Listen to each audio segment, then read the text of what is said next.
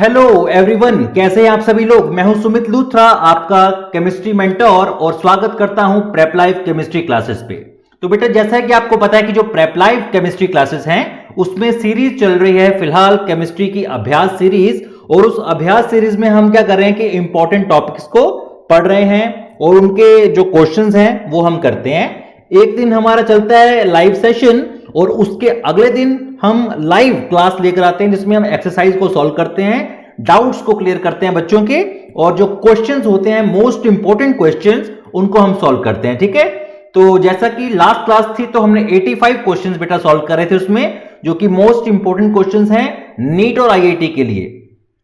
तो आज भी हमारी क्लास है, लाइव क्लास है बेटा, और इस क्लास में हम उस सॉल्यूशन चैप्टर के और इंपॉर्टेंट टॉपिक्स को डिस्कस करने वाले हैं जहां से सवाल ज्यादा पूछे जाते हैं। ठीक है, सारा तो नहीं बेटा हम करवा सकते अभी क्योंकि ये अभ्यास सीरीज है, लेकिन जो करवाएंगे वो एग्जामिनेशन पॉइंट ऑफ व्यू से करवाएंगे, ये मेरा दावा है। और हम बेटा पूरी जान लगा रहे हैं आपको ये करने के लिए सारा कंप्लीट।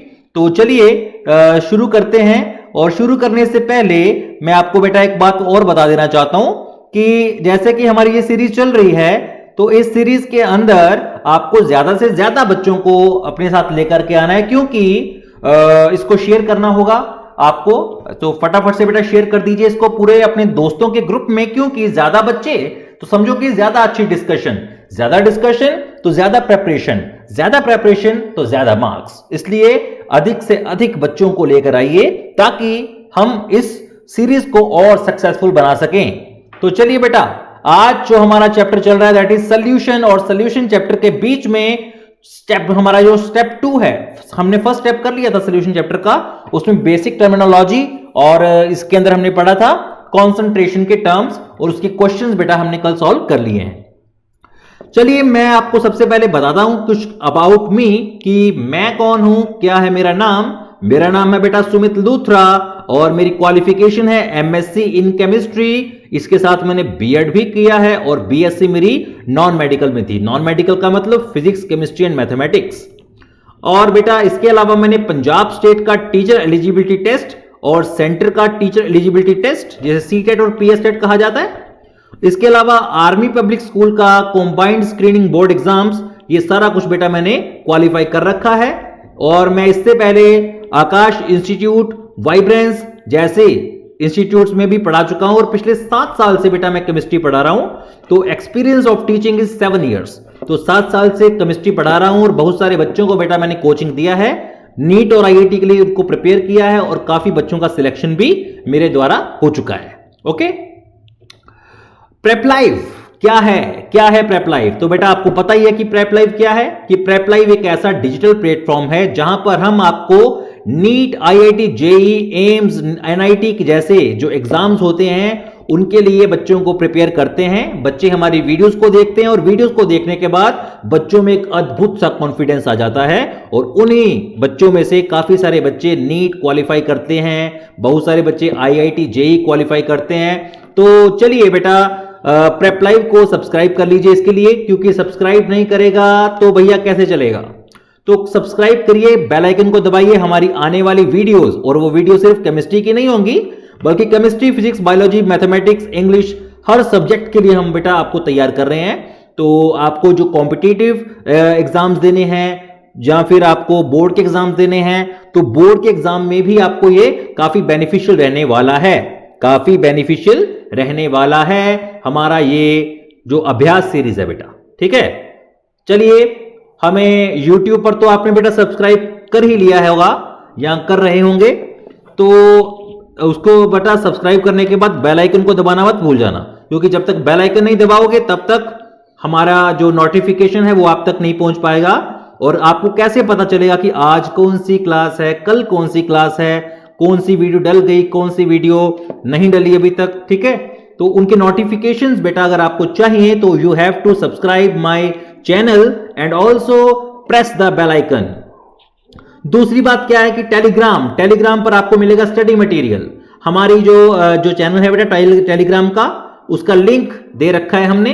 तो 2 चैनल यहां पर है, नीट के लिए अलग है, आईआईटी जेई के लिए अलग है, और नीट वाले चैनल पर नीट का मटेरियल डलेगा, उसमें पीडीएफ्स होंगे, उसमें आपको मिल जाएंगे बेटे यू कैन से आपको जो शेड्यूल्स होते हैं हमारे वो मिलेंगे, इंपॉर्टेंट डेट्स मिलेंगी, बुक्स जो डिजिटल बुक्स होती हैं वो हम दे सकते हैं। तो आपको टेलीग्राम चैनल ज्वाइन करना पड़ेगा, इसके लिए ज्यादा से ज्यादा आपको ये करना होगा। और फेसबुक पर बेटा आप हमें फॉलो कर लीजिए। फेसबुक पर फॉलो करने के बड़े फायदे हैं, एक तो हम आपके फ्रेंड बन जाएंगे, फेसबुक फ्रेंड, और दूसरी चीज ये है कि हमारे जो लेटेस्ट न्यूज होती हैं कि आज कौन सी वीडियो आएगी, कल कौन सी वीडियो आएगी, वीकली स्केड्यूल क्या है, टाइम टेबल क्या है, कौन सी क्लास मिस हो जाएगी इस हफ्ते, कौन सी क्लास नहीं लगेगी, कौन सी क्लास के टाइम टेबल में चेंजेस हैं, ये सारी न्यूज बेटा आपको मिलेगी फेसबुक पर। और इंस्टाग्राम तो भाई मेरा फेवरेट है, ठीक है, तो इंस्टाग्राम पर बेटा फॉलो कर लीजिए preplife.india को। अगर आप वाकई में अपने आप को हमसे जोड़ना चाहते हैं, हमारी जो सर्विसेज हैं उसका अगर आप फायदा लेना चाहते हैं, तो बेटा बिना सोचे बिना समझे प्रेपलाइव इंडिया को फॉलो कर लीजिए इंस्टाग्राम पर फॉलो करने के बहुत फायदे हैं। चलिए आगे चलते हैं। कल हमने एक टॉपिक किया था, आपको शायद पता हो कि टॉपिक का नाम था बेटा सॉल्यूशंस, उसकी बेसिक टर्मिनोलॉजी एंड उसकी टाइप्स, और इसके साथ हमने उसको क्या किया था, कॉन्सेंट्रेशन को मेजरमेंट किया था, उसके न्यूमेरिकल सॉल्व करे थे, कैलकुलेशंस की थी। तो आज हम करेंगे कॉलिगेटिव प्रॉपर्टीज। कॉलिगेटिव प्रॉपर्टीज का तो बेटा आपको पता ही होगा। कॉलिगेटिव प्रॉपर्टीज वो प्रॉपर्टीज होती हैं जो पार्टिकल्स के नंबर के ऊपर डिपेंड करती हैं, ना कि पार्टिकल्स के नेचर के ऊपर। उसको सिर्फ मतलब है पार्टिकल्स के नंबर पर कि पार्टिकल्स कितने हैं, पार्टिकल 1 है कि पार्टिकल 2 है, पार्टिकल 3 है कि पार्टिकल 4 है। तो गिनती जैसे जैसे पार्टिकल्स की बढ़ती जाएगी, कॉलिगेटिव प्रॉपर्टी भी बढ़ती जाएगी। तो वो प्रॉपर्टीज जो सिर्फ पार्टिकल्स की पोजीशन को पोजीशन बोल रहा हूं मैं, सॉरी मेरा दिमाग घूम गया बेटा, तो वो प्रॉपर्टीज जो पार्टिकल्स के नंबर के ऊपर डिपेंड करती हैं, ना कि उसके नेचर पर, उसे हम कहते हैं कॉलिगेटिव प्रॉपर्टीज। और ये जो कॉलिगेटिव प्रॉपर्टीज होती है बेटा, ये 4 होती हैं। First is relative lowering in vapour pressure, ठीक है। फर्स्ट प्रॉपर्टी क्या है बेटा हमारे पास? फर्स्ट प्रॉपर्टी है हमारे पास relative lowering in vapour pressure, okay. First property है हमारे पास relative lowering in vapour pressure. तो चलिए बेटा relative lowering in vapour pressure को सबसे पहले समझते हैं कि ये प्रॉपर्टी क्या है। चलिए हो जाइए मेरे साथ। तो फर्स्ट प्रॉपर्टी है हमारे पास relative lowering in vapour pressure. Solution chapter हमारा चल रहा है बेटा, पहले भी बात हो चुकी है। तो चलिए फर्स्ट प्रॉपर्टी को शुरू करते हैं। सभी बच्चे आ गए होंगे। Relative lowering of vapour pressure. अगर मैं सॉल्वेंट के अंदर एक नॉन वोलाटाइल सोल्यूट ऐड करूं तो उसका वेपर प्रेशर कम हो जाएगा, ठीक है। जितना वेपर प्रेशर उसका पहले था उससे कम हो जाएगा। और वेपर प्रेशर ऑफ सॉल्यूशन जब कम हो जाएगा प्योर सॉल्वेंट से, उसे हम कहते हैं लॉरिंग इन वेपर प्रेशर। ये हम क्या कहते हैं? उसको लॉरिंग इन वेपर प्रेशर कहते हैं। रिलेटिव लॉरिंग अभी नहीं कहेंगे। रिलेटिव लॉरिंग क्या होता है मैं आपको बताऊंगा। अभी हमने क्या कहा? Lowering in vapour pressure, okay. तो भाई लॉरिंग इन वेपर प्रेशर का मतलब क्या है? P1 degree minus P1। P1 degree का मतलब vapour pressure of pure solvent minus P1 का मतलब वेपर प्रेशर ऑफ सॉल्यूशन। तो अगर मैं P1 डिग्री में से P1 को माइनस कर देता हूं तो मेरे पास क्या आएगा? Lowering in vapour pressure, okay. और lowering in vapour pressure Raoult's law को एस्टेब्लिश करने में काफी हेल्पफुल था। इसमें हमने क्या किया था? P1 is mole fraction of 1 into P degree 1। तो अगर मैं रिलेशनशिप बिल्ड करूं between vapour pressure of solution and mole fraction, तो उसे हम कहते हैं राउल्स लॉ, ओके। तो बेटा आपको पता है कि लॉरिंग इन वेपर प्रेशर क्या होती है? Delta P1 equal to P degree minus P। तो P1 की मैंने यहां पर वैल्यूज को फिल कर दिया, that will B P1 degree x1। तो अगर मैं यहां से P1 डिग्री को कॉमन निकाल लेता हूं तो मेरे पास क्या बचेगा? 1 माइनस x1, ठीक है। और जो 1 माइनस x1 होता है बेटा दैट इज x2, ओके। तो इसको मैं x2 भी लिख सकता हूं, ओके। सो x2 मेरे पास क्या बन जाएगा? आपको पता है कि रिलेटिव लॉरिंग और वेपर प्रेशर क्या है? x2 की वैल्यू होती है P डिग्री यानी कि माइनस पी यानी कि delta P upon P degree, that is called relative lowering in vapour pressure. तो relative lowering in vapour pressure की संपूर्ण डेफिनेशन मेरे सामने आ चुकी है। The ratio of lowering of vapour pressure to the vapour pressure of pure solvent is called relative lowering in vapour pressure. Okay, this is called relative lowering in vapour pressure. तो जैसा कि मैंने यहां पर छोड़ा था कि x2 की वैल्यू मेरे पास बन जाएगी delta P upon P degree 1, यानी कि मोल फ्रैक्शन ऑफ सोल्यूट जो है that is equal to the lowering in vapour pressure divided by the pure solvent vapour pressure. और ऐसा करने पर मेरे पास ये क्या बन जाएगा, relative lowering in vapour pressure. एक बात याद रखना कि अगर एक सॉल्यूशन के अंदर एक से ज्यादा नॉन वोलेटाइल सॉल्यूट्स होंगे तो लॉरिंग ऑफ वेपर प्रेशर किसके ऊपर डिपेंड करेगी, सभी की मोल फ्रैक्शन के सम पर डिपेंड करेगी। Okay, it will depend upon the sum of mole fractions of different solutes. Okay, तो आई होप कि आपको समझ आ रहा है। मुझे लग रहा है कि आपको समझ आ रहा है बेटा, ये इसमें कोई प्रॉब्लम वाली बात नहीं है, ये बड़ा आसान सा है भाई। तो ये क्या मेरे पास बन जाएगा, relative lowering in vapour pressure, और इसी इक्वेशन से हम राउट लॉ को भी एक्सप्रेस कर सकते हैं। Relative lowering of vapour pressure of a solution is equal to the mole fraction of solute in the solution. Okay, आप ये भी इसको बोल सकते हैं। जैसा कि हमें पता है कि जो x2 है यानी कि मोल फ्रैक्शन ऑफ सोल्यूट, वो किसके बराबर होगा, number of moles of solute upon total number of moles. ठीक है, यही होता है। तो भाई यहां पर मैं क्या करूंगा, मैं x2 की वैल्यू को यहां पर इस तरह से भी लिख सकता हूं। ओके, फॉर डाइल्यूट सोल्यूशन हमें पता है कि n2 is very very smaller than n1। अगर सोल्यूशन डाइल्यूट है तो जो number of moles of solute होंगे वो काफी कम होंगे, तो मैं इसको नेग्लेक्ट कर सकता हूं और मेरे पास ये किस तरह से बन जाएगा, p degree 1 minus p1 upon p degree 1 is equal to n2 upon n1। Okay, n2 upon n1, ये मेरा फॉर्मूला यहां पर बन जाएगा। तो n2 अपॉन n1 को मैं ऐसे भी लिख सकता हूं भाई, w2 upon m1 into w1 m2 upon m2 into w1। Okay, तो ये मेरा बेटा कुछ फॉर्मूला इस तरह से भी बन जाएगा m2 का, यानी कि molecular mass of solute can be deducted from this relation. इस रिलेशन से हम डिड्यूस कर सकते हैं कि मॉलिक्यूलर मास ऑफ सोल्यूट कितना होगा सोल्यूट का। ओके, ये हमारा बेटा relative lowering in vapour pressure था। इसमें हम कुछ राउल्ट्स लॉ की लिमिटेशंस को भी डिस्कस करेंगे, जैसे कि राउल्ट लॉ सिर्फ और सिर्फ डाइल्यूट सॉल्यूशन पर एप्लीकेबल है, नॉन वोलेटाइल सॉल्यूट होना चाहिए। अगर सॉल्यूट वोलेटाइल हुआ तो राउल्ट लॉ नहीं लगेगा। तीसरी चीज क्या है कि the solute does not undergo any change in its molecular state, यानी कि ये आयोनाइजेशन नहीं होनी चाहिए, डिसोसिएशन नहीं होनी चाहिए, एसोसिएशन नहीं होनी चाहिए, तो इस तरह के काम यहां पर नहीं चलेंगे। दूसरी बात, फॉर आइडियल सॉल्यूशंस कोई भी केमिकल रिएक्शन नहीं होना चाहिए सॉल्यूट और सॉल्वेंट के बीच में। ओके, सॉल्यूट और सॉल्वेंट के बीच में कोई भी केमिकल रिएक्शन ना हो। Okay okay good.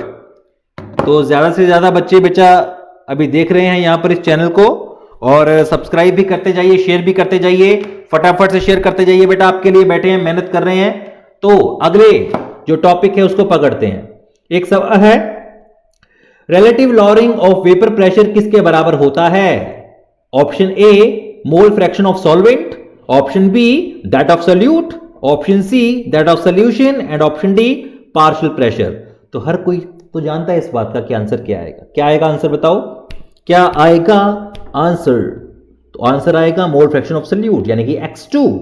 Okay, x2 काफी होता है ना कि जैसे टाइम कम रह जाता है तो हमारी स्पीड अपने आप बढ़ जाती है। तो आज उसी स्पीड से बेटा मैं भाग रहा हूं। तो आई होप कि आपको समझ आ रहा होगा।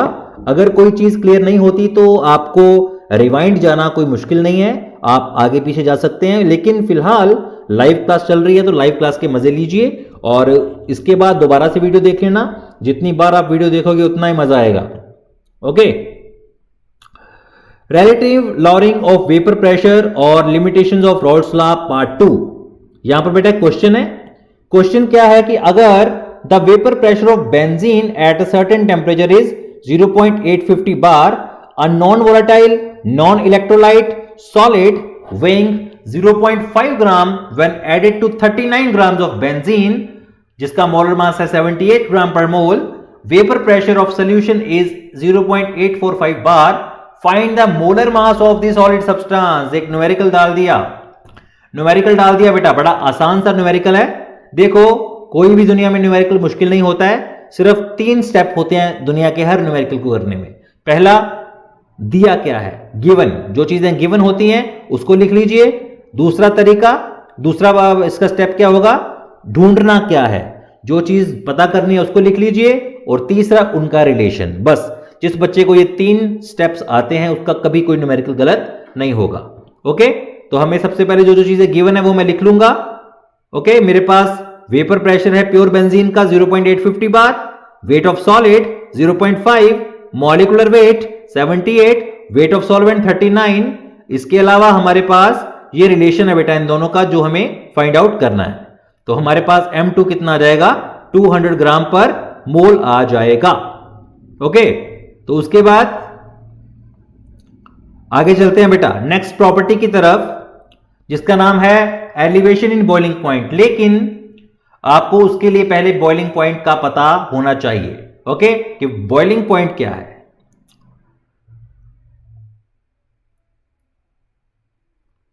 ओके, चलिए अगली प्रॉपर्टी को करते हैं जिसका नाम है बॉइलिंग पॉइंट या elevation in boiling point. Okay, अगली प्रॉपर्टी बेटा आपको करवा रहा हूं। आपको बस करना क्या है कि इसको बेटा शेयर करते जाइए ताकि किसी भी तरह की कोई दिक्कत, कोई परेशानी आपको ना आए। ओके, चलिए शुरू करते हैं हमारी अगली प्रॉपर्टी। नेक्स्ट प्रॉपर्टी है हमारे पास elevation in boiling point. Okay,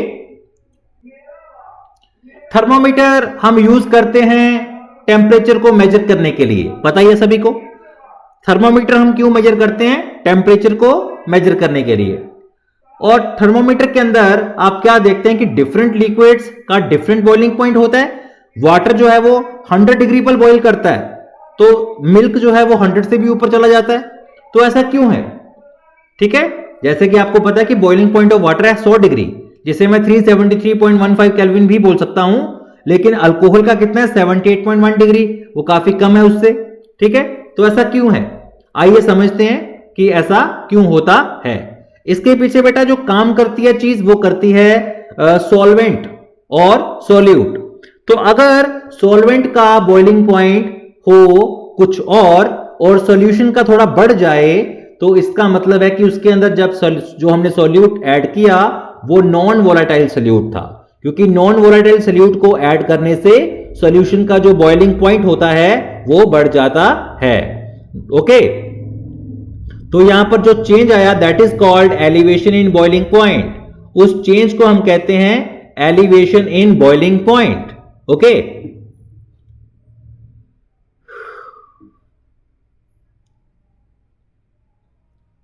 a solution of 1 mole of sucrose in 1000 gram of water boils at 373.52 kg, whereas pure water at 373 kg। तो ये जो 0.52 का इंक्रीमेंट हुआ ना, इसी को बोलते हैं हम एलिवेशन इन बॉइलिंग पॉइंट। यही है एलिवेशन बॉइलिंग पॉइंट का फर्क। अगर T डिग्री भी प्योर सॉल्वेंट का बॉइलिंग पॉइंट हो, T भी बॉइलिंग पॉइंट हो सोल्यूशन का, तो जो इंक्रीमेंट हुआ that will be T degree B minus T B. इसे हम बोलेंगे delta T B.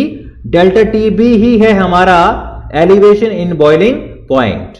Okay, experimental result ने हमें यह बताया कि डाइल्यूट सोल्यूशन जो होते हैं उनका बॉइलिंग पॉइंट मोलैलिटी के डायरेक्टली प्रोपोर्शनल होता है। तो हम ये लिख सकते हैं कि delta T B is directly proportional to molality. और अगर मैं इक्वालिटी का साइन लेकर आऊं तो यहां पर आ जाएगा के बी। के बी को बोलते हैं बॉइलिंग पॉइंट एलिवेशन कांस्टेंट और मोलर एलिवेशन कांस्टेंट और एबुलियोस्कोपिक कांस्टेंट। तो जिस नाम से आप इसको बुलाना चाहें आप बुला सकते हैं। तो m क्या है यहां पर? मोलैलिटी है और इसके यूनिट्स क्या होंगे? केल्विन किलोग्राम पर मोल। मोलैलिटी का तो बेटा आपको पता ही है कि number of moles upon weight of solute solvent in kilogram. तो इसका फॉर्मूला कुछ इस तरह से बनता है। ओके, अगर मैं ये फॉर्मूला उसमें अप्लाई कर दूं तो मेरा एलिवेशन इन बॉइलिंग पॉइंट का फॉर्मूला क्या बन जाएगा? KB into WB into 1000 upon M2 into W1। और यहां से मैं मॉलिक्यूलर मास ऑफ सॉल्यूट को भी फाइंड आउट कर सकता हूं। ये हमारा फॉर्मूला बन जाता है। Okay, this is my formula. ये थी हमारी सेकंड प्रॉपर्टी बच्चे। It was my second property. और अब हम करते हैं अपनी अगली प्रॉपर्टी को, जिसका नाम है depression in freezing point. Okay, तो सॉल्यूशन चैप्टर में अगली प्रॉपर्टी जो हम करेंगे बेटा आज, that is depression in freezing point. Depression in freezing point में क्या होगा? अगर मैं सॉल्ट डालता हूं पानी में या आइस में, तो आइस बेटा अपने आप ही पिघलने लगती है। ओके, आप देख सकते हैं कि जैसे जम्मू कश्मीर जैसा एरिया है, वहां पर बर्फ जब गिर जाती है तो सड़कों को साफ करने के लिए नमक डाला जाता है उसके ऊपर। नमक डालने से क्या होता है बेटा? नमक डालने से ऐसा होगा कि जो आइस है वो पिघलना शुरू करेगी और सड़कें जो हैं वो साफ हो जाती हैं। ठीक है, ट्रांसपोर्टेशन के लिए। तो क्या होता है जब मैं कोई नॉन वोलेटाइल सॉल्यूट को डालता हूं, तो क्या वो उसका फ्रीजिंग पॉइंट और नीचे चला जाता है? वही चीज को बेटा हम पढ़ने वाले हैं। हम जानते हैं कि वाटर जो है वो 0 डिग्री पर फ्रीज करता है। ठीक है, लेकिन अगर मैं पानी में सॉल्ट को ऐड कर दूं, like sodium chloride, calcium chloride वगैरह वगैरह, तो उसका फ्रीजिंग पॉइंट और नीचे चला जाएगा। अब वो 0 पर फ्रीज नहीं करेगा। ठीक है, जो पहले 0 पर फ्रीज करता था अब वो 0 पर फ्रीज नहीं करेगा, अब वो और नीचे चला जाएगा और -33 डिग्री सेल्सियस पर जाकर वो फ्रीज करेगा। ओके, इसको थोड़ा समझते हैं कि फ्रीजिंग पॉइंट क्या चीज है। Freezing point of solution is the temperature at which solid form of liquid becomes to separate out from the liquid. जब सॉलिड फॉर्म जो है वो लिक्विड से जुदा होने लगती है, अलग होने लगती है, उस टेम्परेचर को हम कहते हैं फ्रीजिंग पॉइंट। इस टेम्परेचर पर जो सॉलिड और लिक्विड फेज होते हैं वो इक्विलिब्रियम में आ जाते हैं। अगर मैं एक लिक्विड के अंदर नॉन वोलेटाइल सॉल्यूट ऐड करता हूं तो उसका वेपर प्रेशर डिक्रीज करेगा। अगर वेपर प्रेशर डिक्रीज करेगा तो उसका फ्रीजिंग पॉइंट भी नीचे चला जाएगा। ओके, तो उसका बेटा फ्रीजिंग पॉइंट भी नीचे चला जाएगा। Okay,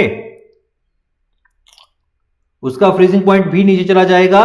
we know that freezing point of substance the solid phase is in dynamic equilibrium. चलिए देखते हैं डिप्रेशन इन फ्रीजिंग पॉइंट का ग्राफ कैसा बनता है। तो बेटा लिक्विड सॉल्वेंट का देखो बॉइलिंग पॉइंट ऊपर था, जबकि सॉल्यूशन का बॉइलिंग पॉइंट गिर गया। तो इसमें जो फर्क आ रहा है, this difference is called depression in freezing point. Okay,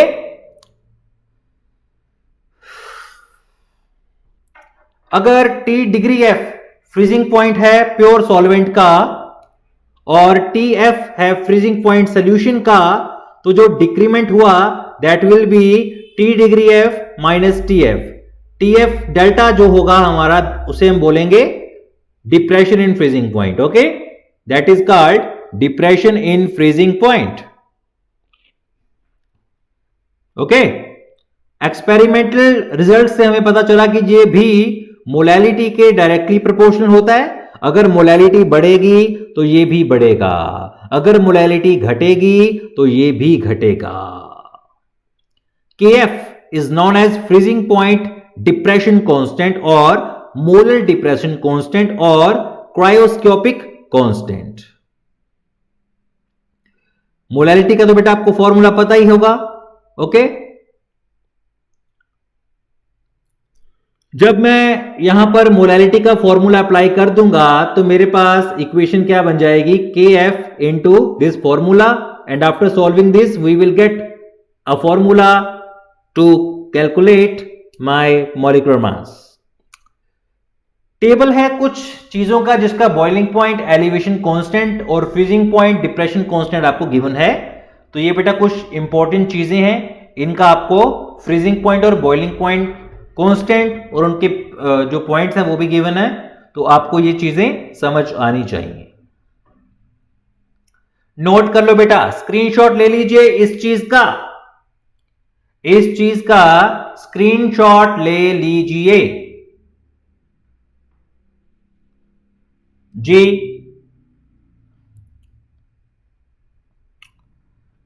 चलिए आगे चलते हैं।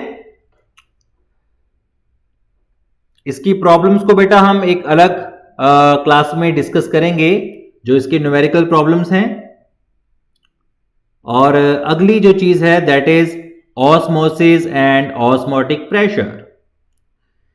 अगर मैं 4 कॉलिगेटिव प्रॉपर्टीज की बात करता हूं तो इन 4 कॉलिगेटिव प्रॉपर्टीज में बेटा हमने नाम लिया था डिप्रेशन इन फ्रीजिंग पॉइंट का, elevation in boiling point, depression in freezing point, relative lowering in vapour pressure. ठीक है, तो ये 3 प्रॉपर्टीज हमने कर ली हैं। तो लास्ट है हमारे पास ऑस्मोटिक प्रेशर, और मुझे बताते हुए बड़ी खुशी हो रही है कि ऑस्मोटिक प्रेशर सबसे ज्यादा इंपॉर्टेंट है बेटे। Okay, osmotic pressure is most important among all these. ये इन सभी प्रॉपर्टीज में सबसे ज्यादा इंपॉर्टेंट है ऑस्मोटिक प्रेशर। तो चलिए ऑस्मोटिक प्रेशर को थोड़ा सा समझते हैं कि ऑस्मोटिक प्रेशर क्या होता है। लेकिन बेटा ऑस्मोटिक प्रेशर को समझने के लिए उससे पहले आपको पता होना चाहिए ऑस्मोसिस क्या होता है। चलिए ऑस्मोसिस और ऑस्मोटिक प्रेशर इनको समझते हैं। कॉलिगेटिव प्रॉपर्टीज में सबसे इंपॉर्टेंट प्रॉपर्टी है ऑस्मोटिक प्रेशर। ऑस्मोटिक प्रेशर को समझने के लिए आपको ऑस्मोसिस पता होना चाहिए। ऑस्मोसिस का मतलब होता है inflow of solvent from dilute solution to concentrated solution. अगर कोई डाइल्यूट सॉल्यूशन होता है जो उसका सॉल्वेंट अगर मूव करता है from low concentration to high concentration, that is called osmosis. What is the role of semi permeable membrane in osmosis? तो बेटा जो इनफ्लो होगा सॉल्वेंट का वो सेमी परमेबल मेम्ब्रेन से होगा। एक्चुअली होता क्या कि पूरा का पूरा सॉल्वेंट ही मूव होने की कोशिश करता है, लेकिन semi permeable membrane solute particles को रोक लेता है और सॉल्वेंट पार्टिकल्स को अलो करता है कि वो उसके अंदर से गुजर सके।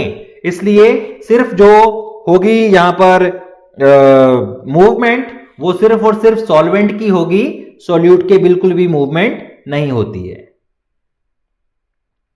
कुछ इंपॉर्टेंट सेमी परमेबल मेम्ब्रेन जो एनिमल से बन सकते हैं, पार्चमेंट पेपर होता है या सेलोफेन पेपर होता है, ये सारे बेटा सेमी परमेबल मेम्ब्रेन्स हो सकते हैं। These can be semi permeable membranes. बात करते हैं ऑस्मोसिस और ऑस्मोटिक प्रेशर की।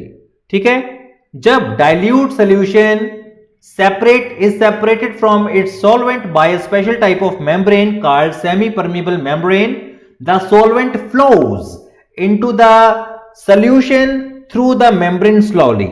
क्या होता है कि अगर मैं सेमी परमेबल्स के द्वारा एक सॉल्वेंट को सॉल्यूशन से सेपरेट कर दूं तो सॉल्यूशन वाला सॉल्वेंट भी जो सिंपल सॉल्वेंट होगा वो मूव करने की कोशिश करेगा सॉल्यूशन के अंदर थ्रू सेमी परमेबल मेम्ब्रेन।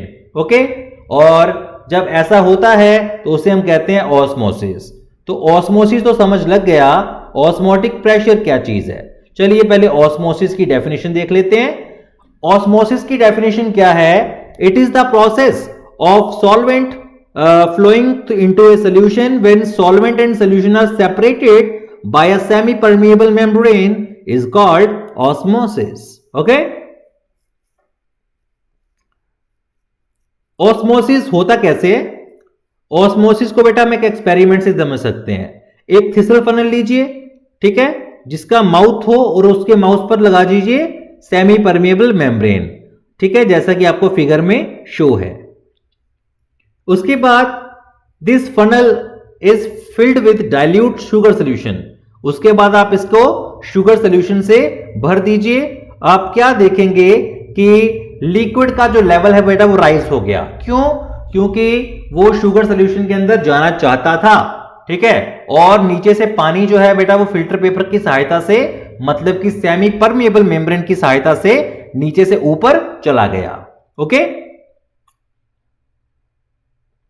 तो the increasing rate in the level of liquid is slow, क्योंकि काफी आहिस्ता आहिस्ता से लिक्विड फ्लो करता है नीचे से ऊपर की तरफ, और इसी तरह से वो वाटर जो था वो शुगर सोल्यूशन में चला गया, और इसी मूवमेंट को ऑस्मोसिस कहा जाता है। As the water level increases in the stem, the pressure exerted by the column of water also increases, और उसे हम कहते हैं hydrostatic pressure. Hydrostatic pressure in sugar solution act as the direction opposite to that of the direction of flow of solvent. जिस दिशा में solvent flow हो रहा है वो उसके ऑपोजिट प्रेशर जो है वो लगेगा, उसे हम कहते हैं हाइड्रोस्टैटिक प्रेशर। ठीक है, ओके, क्या आपको समझ आ रहा है? गुड। नेक्स्ट है हमारे पास फिनोमिना ऑफ ऑस्मोसिस। तो देखो बेटा, वाटर जो है वो फ्लो करेगा inside the funnel osmotic pressure की वजह से। ओके, तो at equilibrium state hydrostatic pressure acting on the sugar solution is numerically equal to the osmotic pressure exhibited by the sugar solution.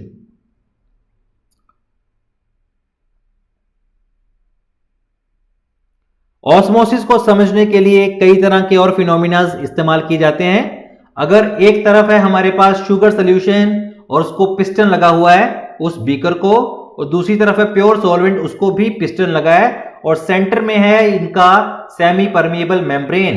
तो क्या होगा, सॉल्वेंट मूव करेगा, solvent बच्चे move करेगा from solvent beaker to the sugar solution.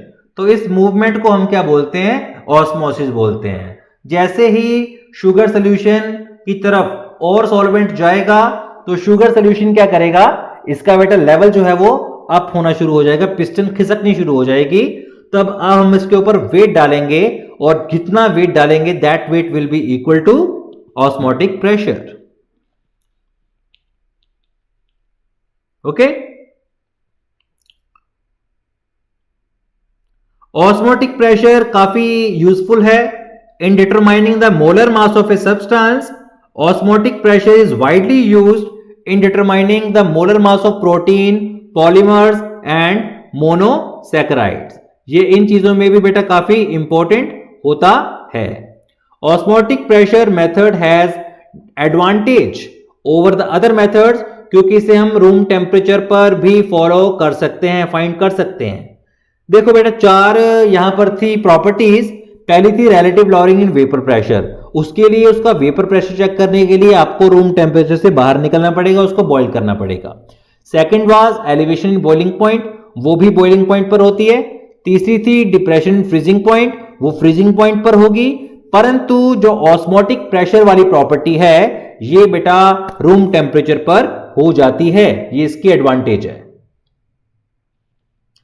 छोटी से छोटी पानी की बूंद का भी ऑस्मोटिक प्रेशर बड़ा होगा, लार्ज होगा, इसलिए इसको आप लार्ज या डाइल्यूट सॉल्यूशन के लिए भी इस्तेमाल कर सकते हैं। जिन दो सॉल्यूशंस का ऑस्मोटिक प्रेशर सेम होता है उन्हें हम कहते हैं आइसोटोनिक सॉल्यूशंस। ओके, और अगर आइसोटोनिक ना हो दो सॉल्यूशंस तो जिसका ज्यादा होगा उसे हम हाइपरटोनिक बोलेंगे, जिसका कम होगा उसे हम हाइपोटोनिक बोलेंगे। अगर दो लिक्विड्स का ऑस्मोटिक प्रेशर सेम है, मतलब वो अगर आइसोटोनिक है, तो उनको जोड़ने पर वो बिल्कुल भी ऑस्मोसिस शो नहीं करेंगे, क्योंकि दोनों तरफ बराबर की कॉन्सेंट्रेशन होगी।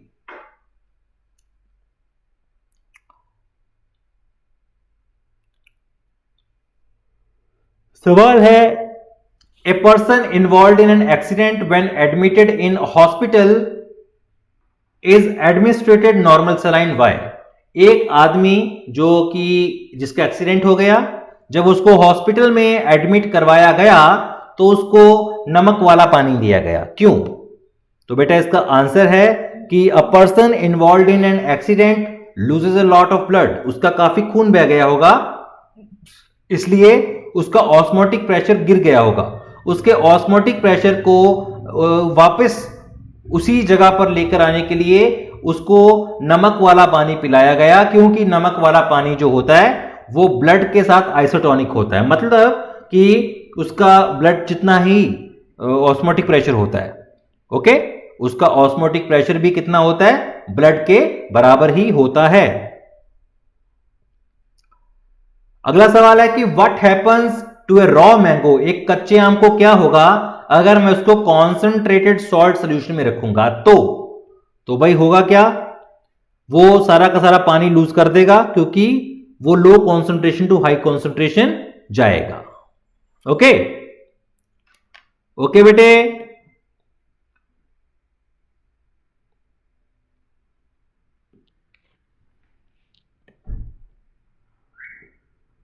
इसके बाद है हमारे पास van't Hoff factor, which is the last topic of this chapter. Okay, next है बेटा हमारे पास वांट होप फैक्टर। ओके, तो चलिए उसको समझते हैं, वांट होप फैक्टर क्या है। तो नेक्स्ट है बेटा मेरे पास वांट होप फैक्टर।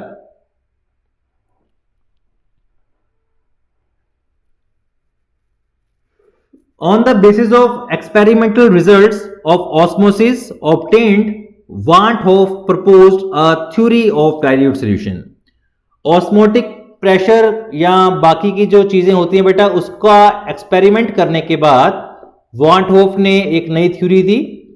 उस थ्योरी में बताया गया कि नॉन वोलेटाइल सल्यूट जो डिसॉल्व हो जाते हैं डाइल्यूट सोल्यूशन के अंदर, वो गैस की तरह बिहेव करते हैं। Van't Hoff proposed that all gas laws are applicable to dilute solution. उसने बोला कि जितने भी गैस लॉज हैं उसे हम डाइल्यूट सोल्यूशन के ऊपर भी अप्लाई कर सकते हैं।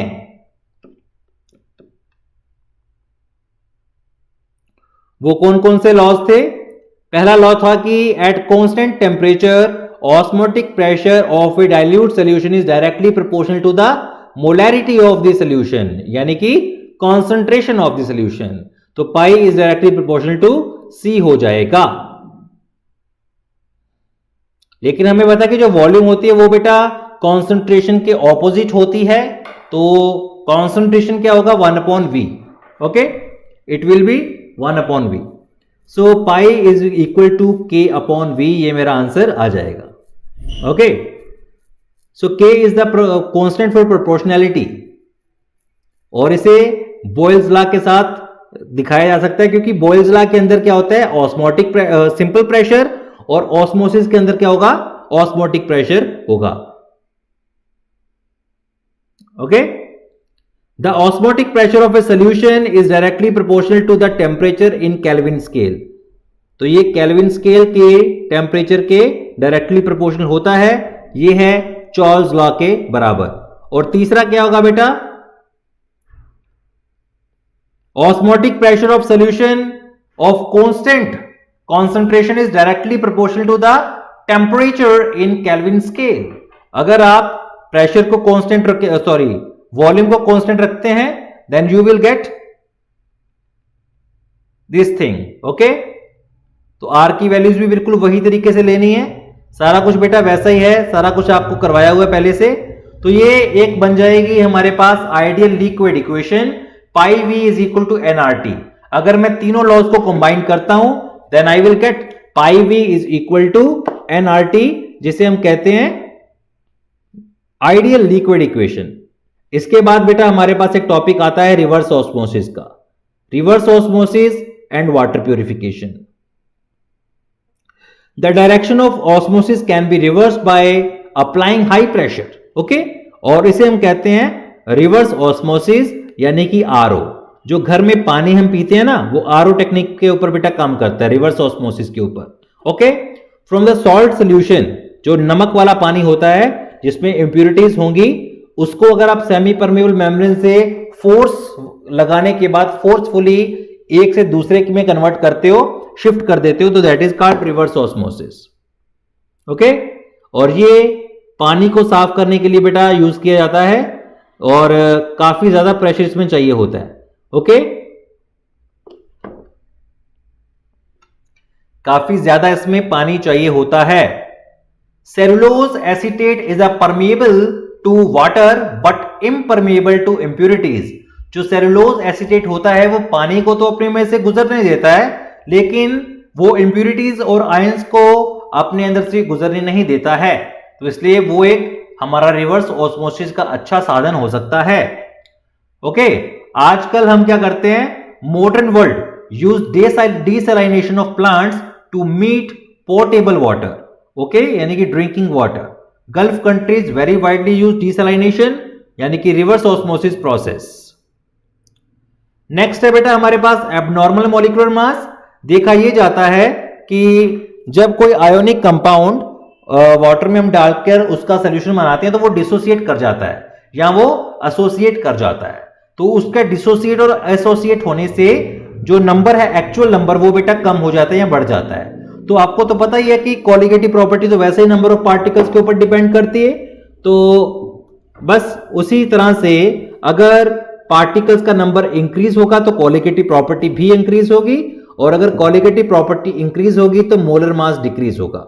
आपको पता है इस चीज का। ओके,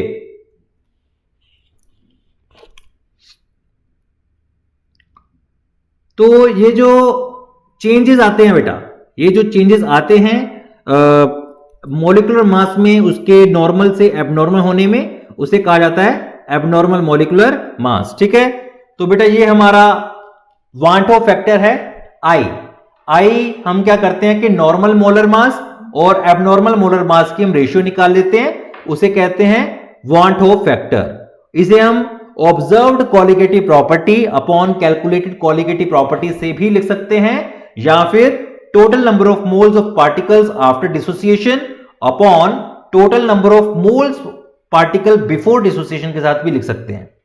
तो ये था बेटा हमारा ये चैप्टर कंप्लीट। ये चैप्टर बेटा हमारा कंप्लीट हो चुका है। ओके, तो चैप्टर हमारा कंप्लीट है, तो इसके जो क्वेश्चंस होंगे वो हम कल डिस्कस करेंगे। 7 से 8 बजे तक बेटा आपकी क्लास होगी कल भी इसी टाइम पर। तो आपको क्या करना है कि इसको पढ़ लेना है चैप्टर को अच्छे से। हमने जो इसके इंपॉर्टेंट टॉपिक्स थे उन्हें हमने डिस्कस कर लिया है कि ये क्या होते हैं क्या नहीं होते हैं। रिवाइंड हो चुका है सारा कुछ। अभ्यास सीरीज का जो मतलब है अभ्यास करना, तो बेटा वो अभ्यास हम कर रहे हैं बड़े आराम से। तो आपको क्या करना है कि इसके क्वेश्चंस को समझना है आगे चल के। तो चलिए आज की क्लास में सिर्फ इतना ही। जाते जाते मैं ये जरूर कहूंगा कि बेटा इस चैनल को सब्सक्राइब कर लीजिए, बेल आइकन को दबा दीजिए, अपने दोस्तों के साथ शेयर कर लीजिए। Goodbye, thank you very much. कल फिर मिलते हैं बेटा। ओके, कल फिर मिलते हैं। इस वीडियो को लास्ट तक देखने के लिए थैंक यू। अगर आपको वीडियो पसंद आया है तो इसे लाइक और शेयर करें। सब्सक्राइब करना बिल्कुल न भूलें। अगर आपको कोई डाउट है तो कमेंट सेक्शन में उसे लिखें, हम जल्दी ही उसका रिप्लाई दे